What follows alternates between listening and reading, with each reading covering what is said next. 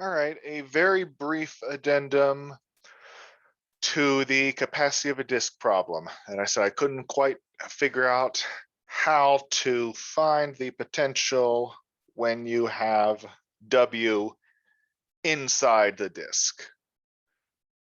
Or if the disk is not centered at 0, just the distance between W and A is less than between Z and A is less than the radius.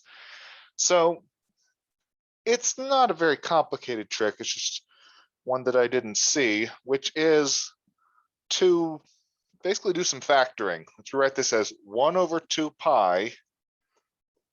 I'm going to go from 0 to 2 pi log of 1 over e to the I theta WE to the negative I theta minus R.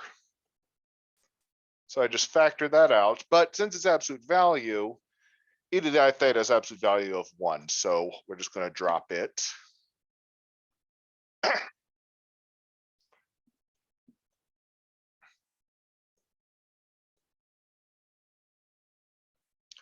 And so we get log of 1 over, and I'm also going to go ahead and plug in the conjugates of this thing.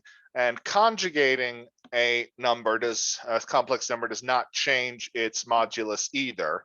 So we can switch this whole mess in here to be W bar e to the I theta minus R. R is real, so its conjugate is itself, d theta. The reason to do that is basically to get the orientation right. This is a positive exponent, this is a negative exponent, and we want to go in the positive counterclockwise orientation. So by making the exponent positive, that takes care of that.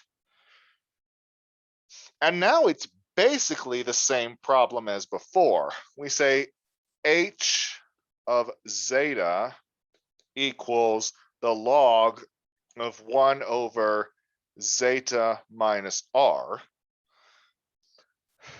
That has a pole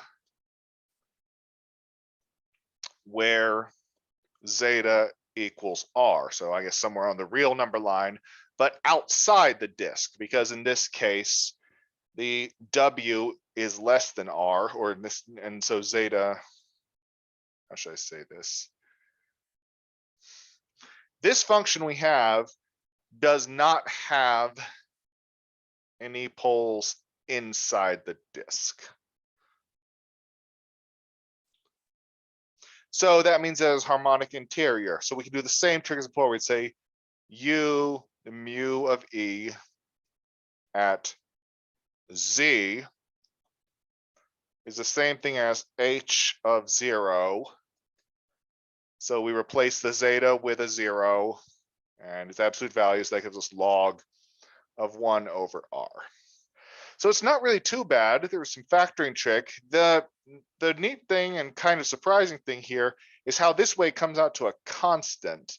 And it basically has to do with the previous case, which was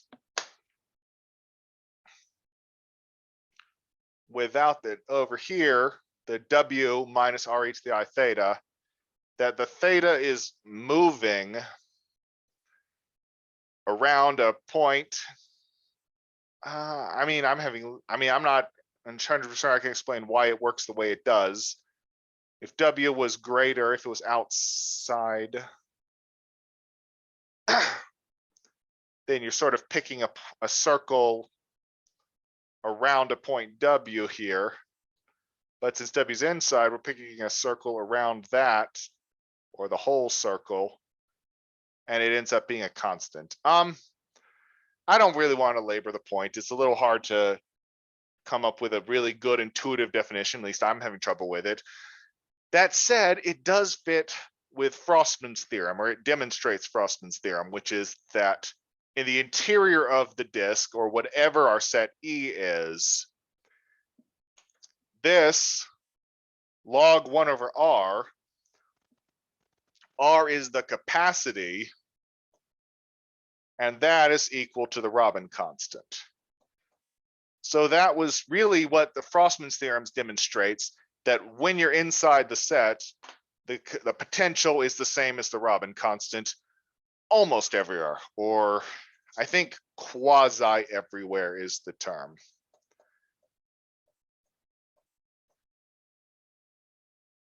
And by that, we mean that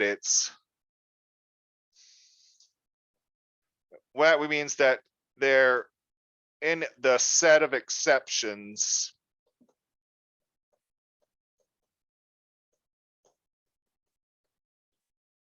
has capacity equal to 0. So it's negligible. It's sometimes called a polar set, but that's what it means. Quasi ever, it means there may be some exceptions, but the capacity of that set is 0, so we can mostly ignore them. All right, thank you.